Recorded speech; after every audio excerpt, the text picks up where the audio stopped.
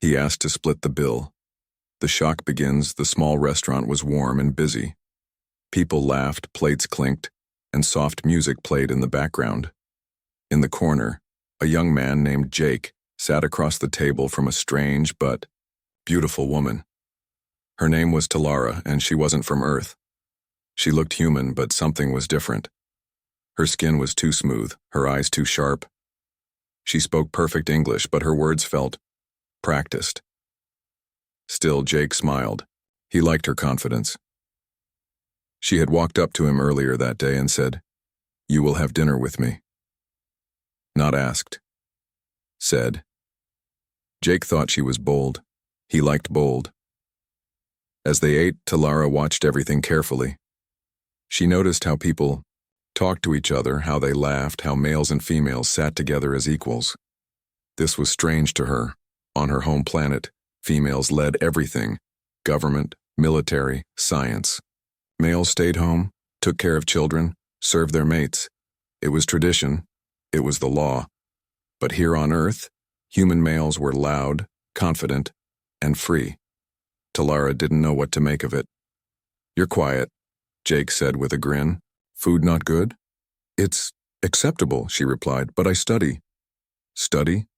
"Your species," she said. Jake laughed. "You're funny." Talara didn't laugh. She was serious. She was on Earth for a mission. Her government believed Earth was ready to join the wider galaxy, but only if it could be controlled. They had sent Talara to study the planet, especially the males. Her orders were clear. Learn how human males behave, what they fear, what they want. So far, what she found was confusing. "You speak freely," she said. "You do not ask permission." "Should I?" Jake asked, raising an eyebrow. "Males in my world speak only when needed." "That sounds boring," Jake said.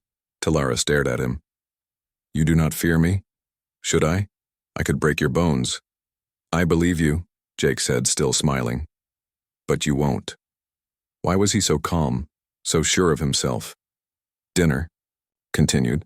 Jake talked about his job. He worked in security. He had been in the army. He liked motorcycles, jazz music, and spicy food. Talara listened, learning quickly. She shared only a few things. She came from far away, she was a traveler, and she was studying Earth cultures. When the waiter brought the check, Jake reached for his wallet, but then he paused. "Want to split it?" he asked casually. Talara blinked. "Split?" "Yeah. I pay half. You pay half." She stared at him like he had just spoken in another language. "You ask me to pay? For my own food?" "Well, yeah," Jake said. "You invited me, remember?" Talara's face didn't change, but her mind was racing. On her planet, if a male asked a female to split the cost, he would be punished.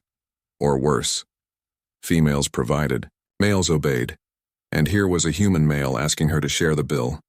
Was this a trick, a test, or was this normal here? "This is how it is on Earth?" she asked. "Mostly," Jake said. "Some guys pay, some girls pay. Sometimes both. Depends." Talara nodded slowly, trying to stay calm. "I will pay all." "You don't have to," Jake replied. "I insist." She paid the full bill, then stood up quickly. "I must go." "Did I say something wrong?" Jake asked. "No," she said. "You said something true." She walked out into the night, the cool air hitting her face. She touched a small device on her wrist, and a soft blue light appeared. "Commander," she whispered, speaking in her own language. "Report from Sector Earth 3. The voice on the other end replied, "Speak, Talara. Mission is in progress. I have made contact with the human male. Results? Unexpected. Explain." He refused to provide. He asked to share resources equally. There was silence on the other end. Then, "This is against protocol. Males are supposed to serve." "I know," Talara said quietly. "But Earth is different. Human males do not submit. They question. Are they dangerous?"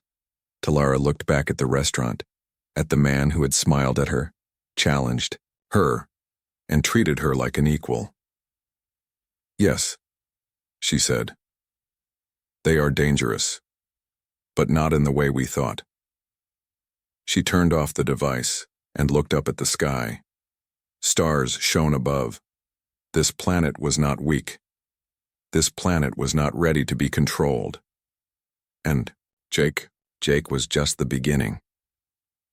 Cultural Clash Talara stood alone on the rooftop of a tall building, staring at the glowing city below. The lights, the noise, the speed of human life. It was all so different from her world. Earth felt alive, free, and unpredictable. Her fingers gently pressed against the wrist device again. "This is Agent Talara," she said in her native tongue. "Update from Earth Sector." "Proceed," a cold voice replied from the other end. "Human males are not like what we believed. They do not serve females. They see themselves as equal." "This is not acceptable," the voice said sharply. "Adjust your report. Confirm male obedience." Talara paused. "I cannot lie, Commander." Silence. Then the reply came, lower and colder. "Continue observing, and prepare for Phase 2. The signal cut. Talara stared at the dark sky, her heart heavy. The High Command didn't want the truth. They wanted proof of their beliefs. But what if the truth was something else entirely? Meanwhile, Jake sat in his small apartment, replaying the dinner in his mind. She was different. Not just foreign, alien different. Her eyes, her body language, her speech. Too perfect. Too controlled. And then there was that moment when he asked to split the bill. Her face hadn't just looked confused. It looked offended. Like he had insulted her entire world. He picked up his phone and called someone. "Hey, Greg's, remember that girl I told you about? Yeah, the one who talked like a soldier from a sci-fi movie. Can we run a background check?" He didn't trust easily. Years in the military had taught him that the weirdest thing about people is usually the most dangerous. The next morning, Jake followed Talara. He didn't mean to stalk her, but something about her didn't sit right. She didn't go to work, didn't go to school. She walked through parks, stood near government buildings, watched people like she was scanning them. And then he saw it. In an alleyway behind a row of shops, Talara pulled out a small metallic cube from her coat. It floated in midair and projected a blue hologram, strange symbols and a flickering face. Jake couldn't hear what she was saying, but he knew what he saw. "That's not human tech," he whispered. Talara turned suddenly. Her eyes locked, on him. For a moment, neither moved. Then she vanished, not walked, not ran. She moved so fast it was like she blurred into the air. Jake took a step back. This was bigger than anything he had expected. That night, Jake waited. He didn't call the cops. They wouldn't believe him. Instead, he sat in his living room with the lights off, gun on the table and eyes on the door. And she came, without sound. Talara stepped through the shadows of his room like a ghost. "You followed me," she said calmly. "Yeah," Jake replied. "Because I think you're not from around here." She tilted her head. "And if I'm not? Then you owe me answers. Starting with why you're spying on my planet." Talara didn't speak for a moment. Then she sat down across from him. "I come from a world called Varela. We are an old and powerful civilization. Our leaders believe Earth is ready to be guided." "You mean invaded?" "I mean corrected," she said.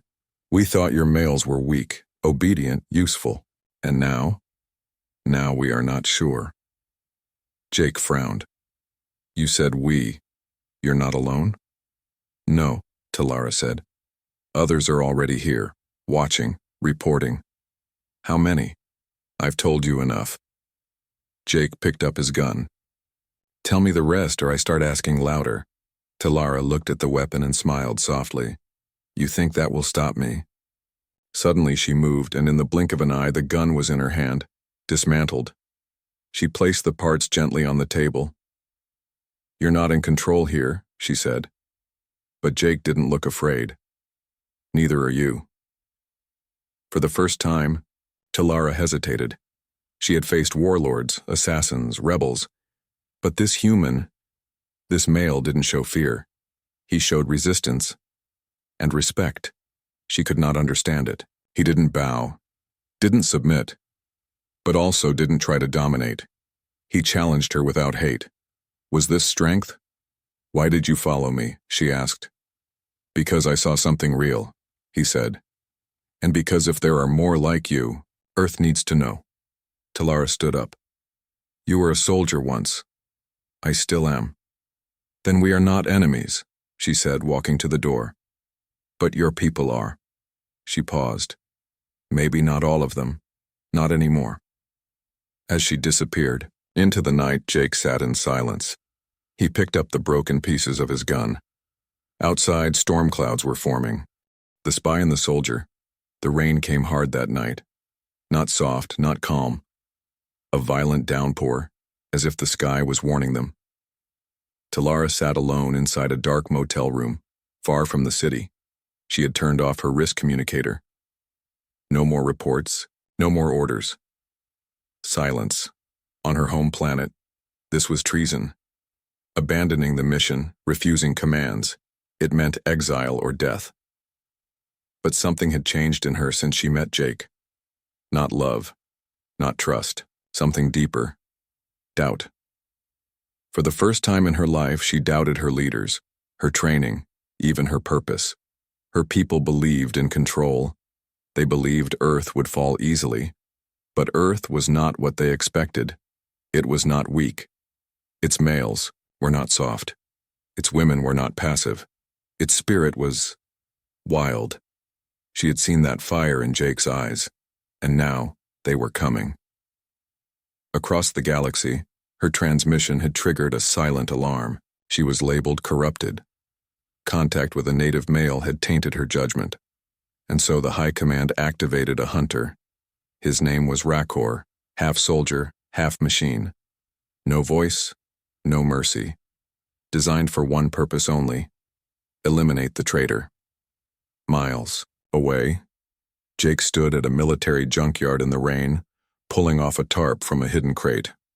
Inside were pieces of his old gear, combat vest, encrypted radio, weapons he wasn't supposed to have. He hadn't touched any of this since he left the Special Forces, but he knew what was coming. You should have told me everything, he muttered, thinking about Talara. Now we've got company. His phone buzzed. A voice-only message came through, scrambled and urgent. Unknown craft entered low orbit. Signals match no known tech. Government on silent alert. Special units being activated. Jake clenched. His jaw. They were here. That night, Talara felt it first. A shift in the atmosphere. Her skin tingled.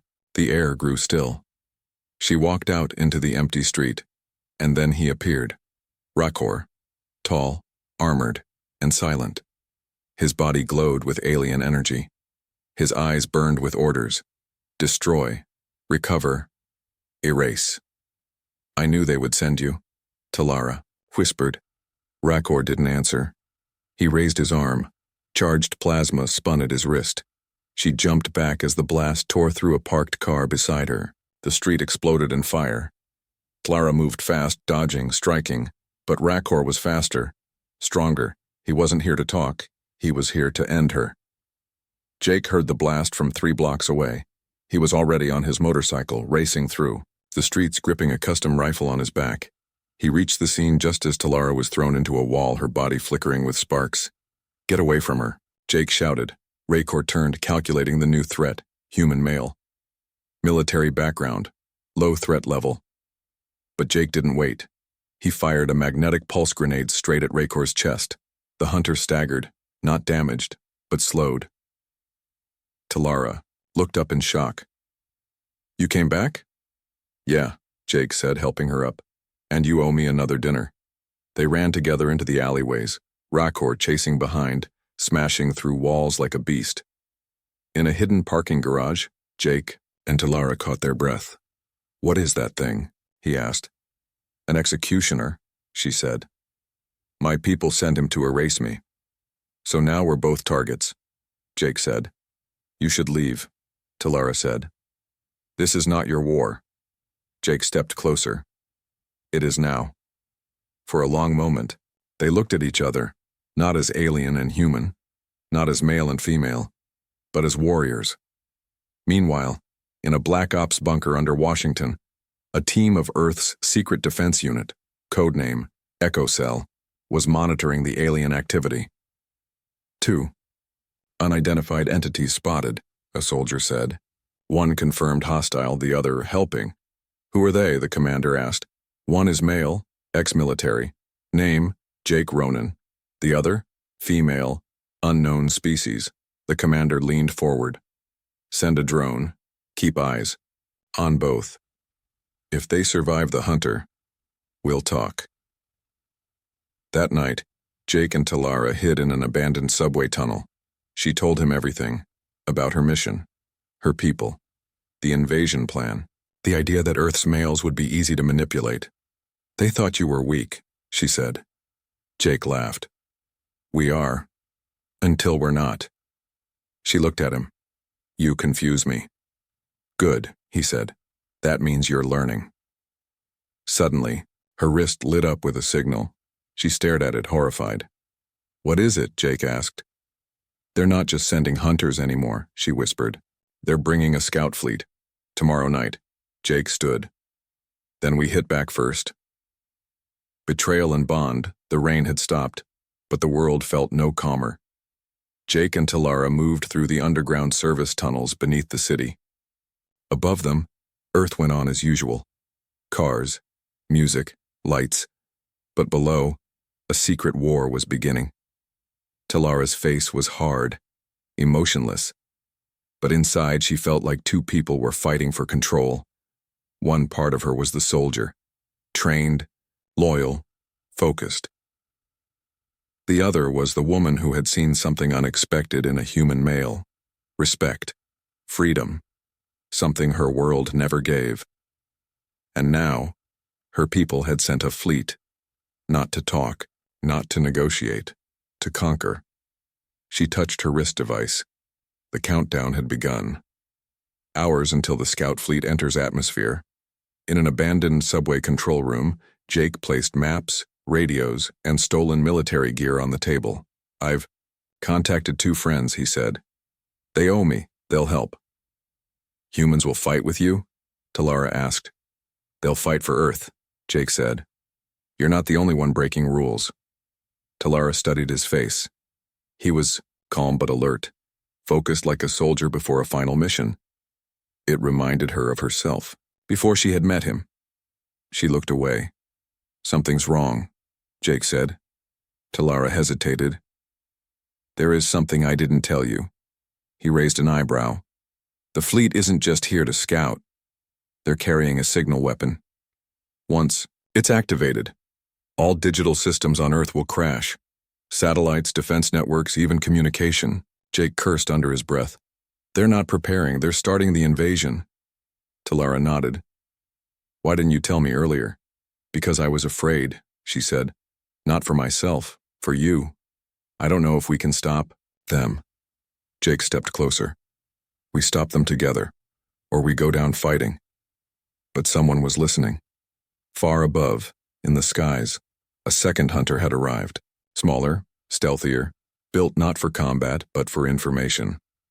It watched Jake and Talara from a cloaked drone, silently recording every word, every face, every moment, and it sent the footage directly to the command ship. In orbit, High General Saren watched the feed, her mouth curled into a cold smile. Our agent has betrayed us, she said. Shall we eliminate her? Asked the officer. No, Saren said. We use her. She tapped the control panel. Send the signal. Activate the sleeper. That night, as Jake slept in a corner of the hideout, Talara stood alone watching the stars through a broken ceiling. Her mind was full of noise, memories of home, of commands, of things she was told were true, but Earth was changing her. And Jake, he made her feel like she belonged. But just as peace began to settle in her chest, she screamed. A sharp pain ripped through her skull. Her eyes glowed bright blue. Her knees hit the ground. A command signal was being sent directly to her mind. Return to your programming. Loyalty override activated. Her body trembled. She gripped her head. No, not anymore. Inside her brain, her old training tried to take control. Her orders: kill the human, destroy the data, erase the threat. She cried out, struggling, shaking violently. Jake woke up, rushing to her side. What's happening? They're trying to control me. They planted a code. Years ago. Emergency kill switch. Her hands moved on their own, reaching for a hidden weapon. Jake grabbed her, held her tight. You can fight it. I can't. It's too strong. Yes, you can, he said, gripping her arms. You're stronger than them. They want obedience. But you've already disobeyed. You chose to warn me. You chose to fight. Her breathing slowed. The glow in her eyes faded. Her body went limp. And then she opened her eyes. Clear. Free. They won't control me again, she whispered. The next day, Jake and Talara broke into a hidden military server station, a place where alien signals had been detected days before. Jake hacked into a console while Talara stood watch.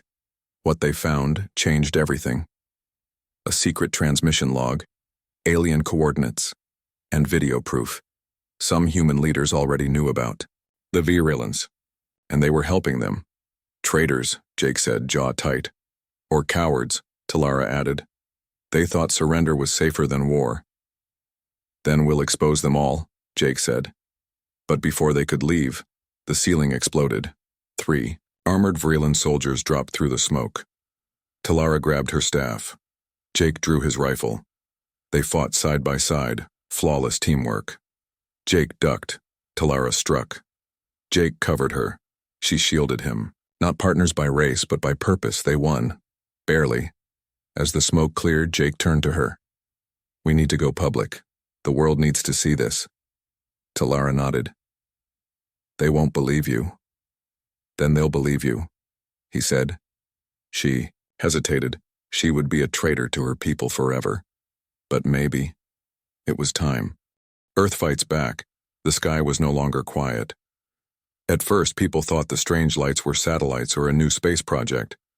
But by the second hour, the Virulence scout fleet was visible to the naked eye.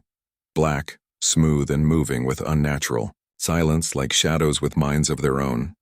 By the third hour, panic began. Governments called emergency meetings. News channels switched to 24/7 alerts. People filled the streets, some with signs of peace, others with weapons. Talara and Jake watched it all from a rooftop as the ships hovered above major cities: New York, Beijing, Berlin, Delhi, Johannesburg. Talara looked sick. They're doing it. They're not hiding anymore. You said they'd send scouts, Jake said. This isn't scouting. This is psychological warfare. Talara nodded.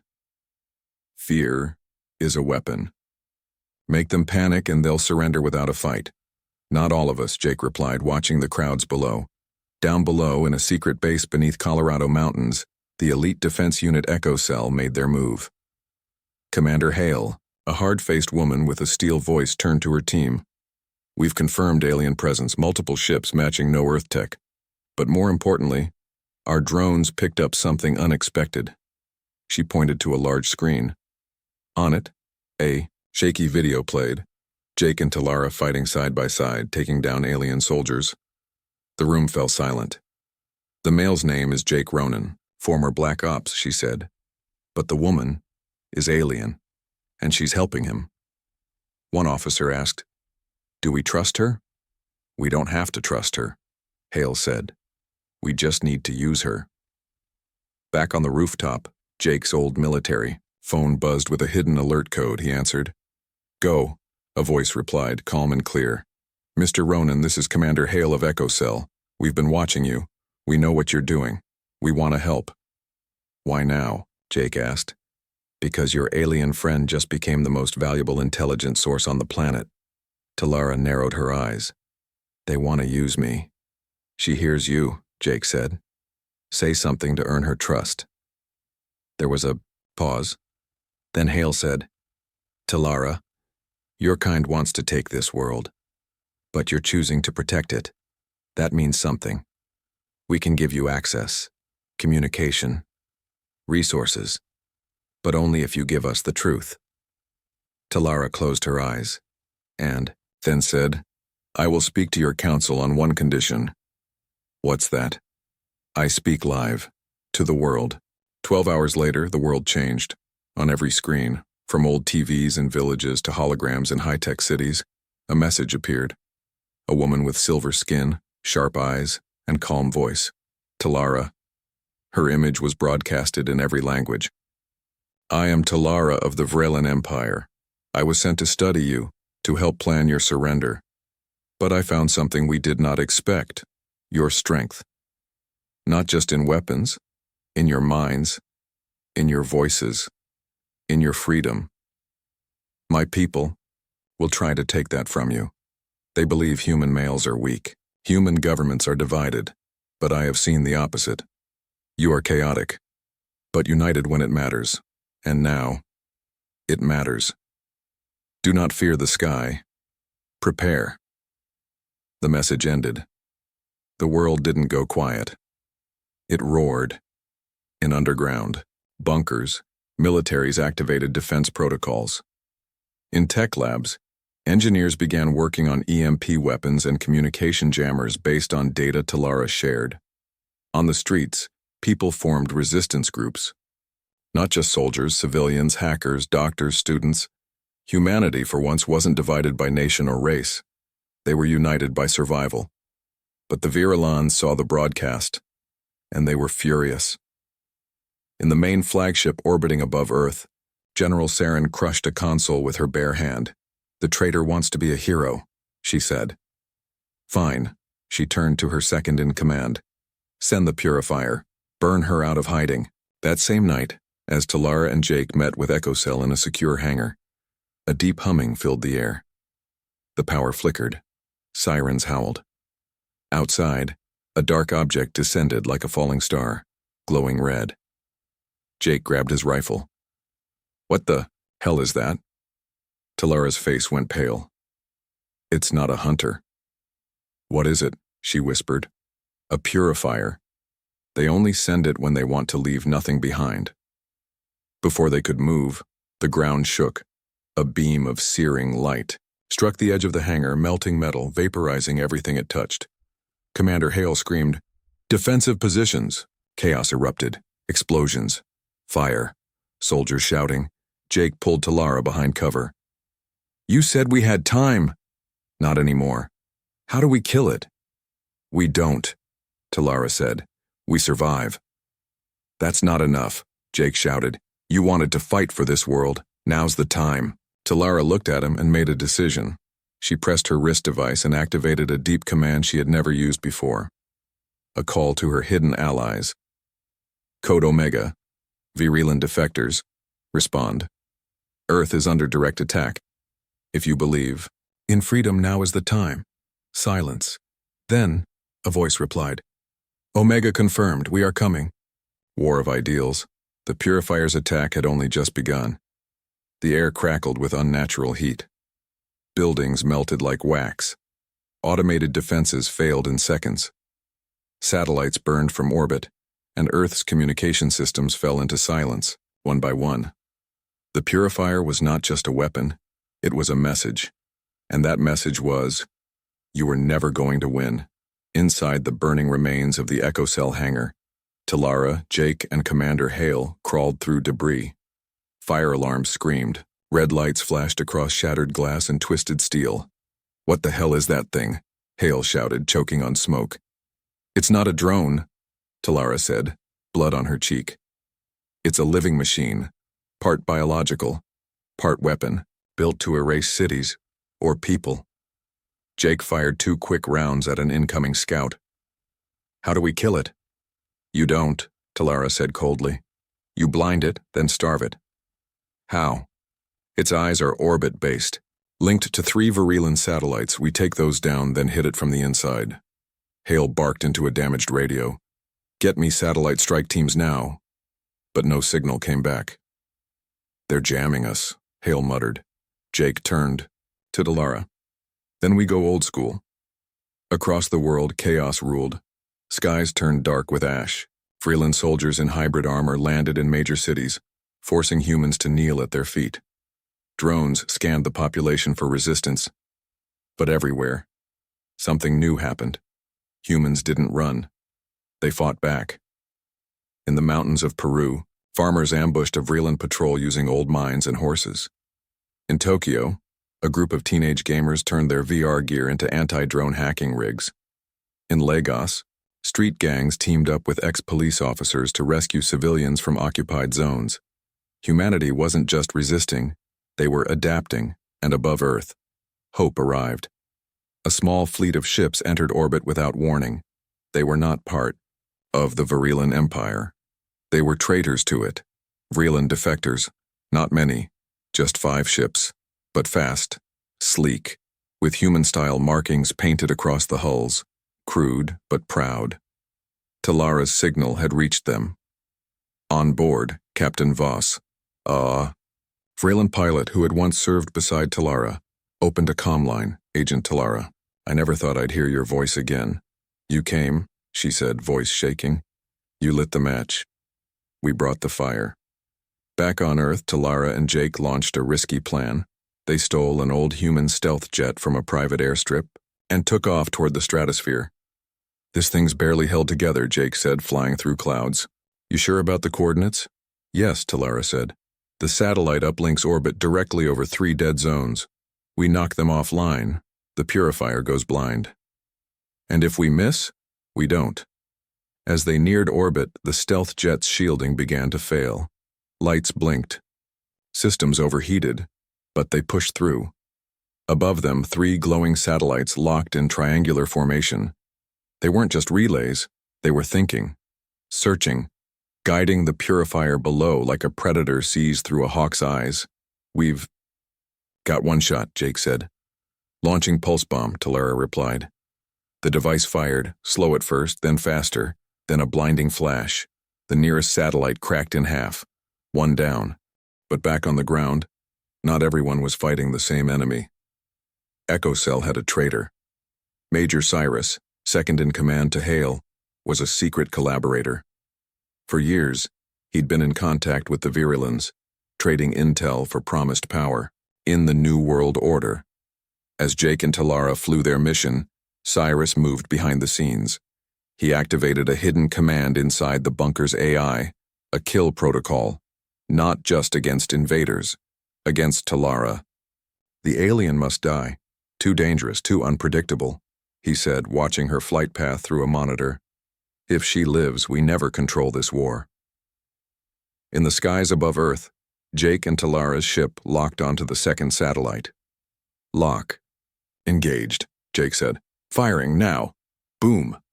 Second satellite exploded in fire and fragments, but the third one, defended by auto-drones, opened fire. Lasers sliced the jet's wing.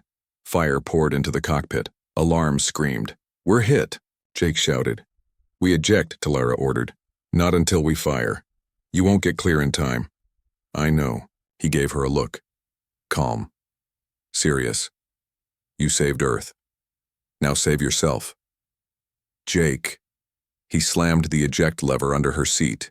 She screamed as her chair launched out into the upper atmosphere. Seconds later, Jake flew the dying ship into the last satellite. A white explosion lit the edge of the planet. Talara watched from above, tears frozen on her cheeks. No. But as the third satellite died, so did the purifier's eyes. Below, the massive machine paused, twitched, its targeting. Beams flickered, and then, resistance fighters all over the world saw their chance. They hit it with everything. EMP bursts, tank fire, railguns, flame. The purifier screamed, and then it collapsed. In orbit, the Vreeland command ship prepared for full war. But before they could launch, the defectors struck. Voss's fleet tore into their engines, hacked their systems, turned their own weapons against them. The stars burned with battle. On Earth, silence returned, brief, broken, haunted. But it was their silence now. Talara landed hard in the desert, burned, bruised, alive. She crawled from the wreckage and whispered, Jake, But there was no reply. A new treaty. The world was different now. Cities still stood, but the skies were scarred. Satellite trails burned faintly in orbit like the last trails of a storm. Communication systems were slowly being rebuilt. The Virulin purifier had been destroyed. The invasion had failed, but the cost had been heavy. In the deserts of Nevada, search crews combed through wreckage. Talara stood at the edge of a blackened crater, her uniform torn, her arm in a sling. Beside her stood Commander Hale, now head of the Emergency World Council. "You should rest," Hale said. "I don't sleep much anymore," Talara replied softly. They were looking for one man. Jake. His ship had gone down after striking the last satellite. Everyone said no one could survive that. But Talara refused to believe it. She replayed the last moment over and over again in her mind. The look he gave her before he ejected her. It wasn't fear. It wasn't goodbye. It was trust. 3 days. Later, a team found a signal beacon buried under steel and sand. Alive, barely. Underneath it, Jake. Broken ribs, internal damage, but breathing. Talara sat by his hospital bed for hours, silent, unmoving. When he finally opened his eyes, she didn't cry. She just said, "You split the sky." Jake blinked. "You owe me a dinner." Weeks passed. The Virulin Empire sent a message, cold and formal. They called the failed invasion a miscalculated experiment. They offered no apology, only distance. They said Talara would be executed if she ever returned. But Earth had changed, and not just Talara, humanity had changed too. The broken nations of the planet had seen what unity meant. They had seen what resistance looked like, and they didn't want to forget it.